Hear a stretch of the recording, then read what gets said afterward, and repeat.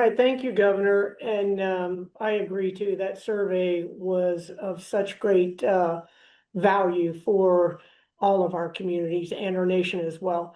And it has been quite an honor for me to be a part of this esteemed group, and the fact that everyone has come together and coalesced around these simple well, I won't say simple, but actionable steps, as opposed to aspirational goals that sometimes are a result of these types of committees and groups, is very heartwarming to see, because I do feel that we will be able to make these actionable changes that will be of benefit to communities, states, and frankly, every American. So very excited about that. I want to thank everyone who has put their time and effort into this, bringing their experience and their enthusiasm to changing this bureaucratic laden process.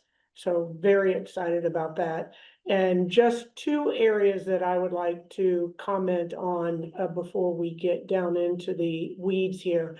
And this came up on when I was present in Oklahoma, talking about how we have been tasked with response and recovery.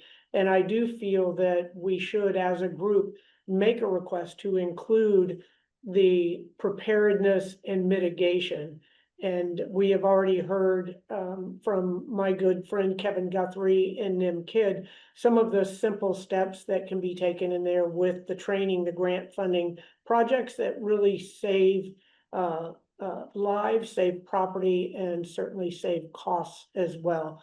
And that is a very important component of response, FEMA response overall, and for communities as well. So I would like to again bring that recommendation up.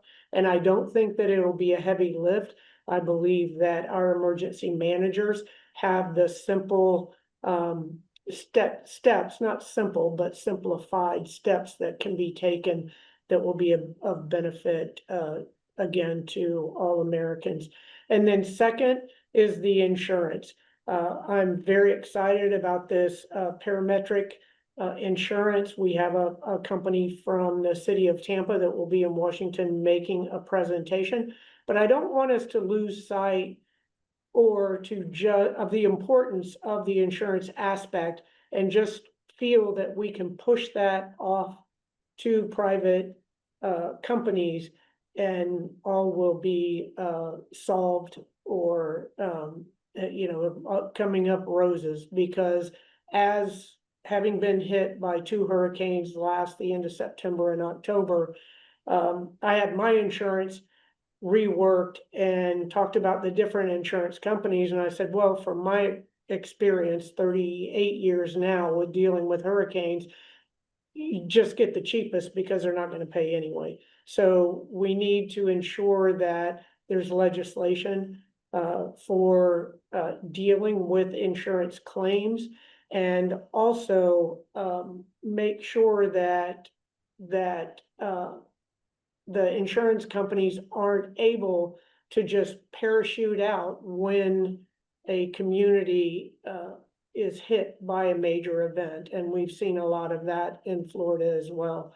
So I do believe that, not in this committee, but legislation, there needs to be legislation dealing with insurance too. That's not our issue, but I do believe that as a group, collectively, we need to be aware of that and not just look to push insurance off to privatization. As Kevin brought up, in the state of Florida, there's only a little over 30% of Floridians that have flood insurance. And our position is, if you have a Florida driver's license, you should have flood insurance.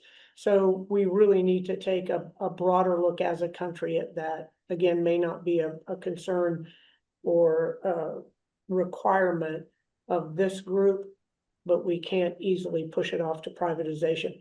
Other than that, I could not be more pleased with all of the diverse input from private industry, from local governments, from the surveys, from different organizations and agencies, that everyone has been consistent in those basic 5 recommendations that you just outlined, Governor. So that's it for me, and I'm very excited to see the finished product.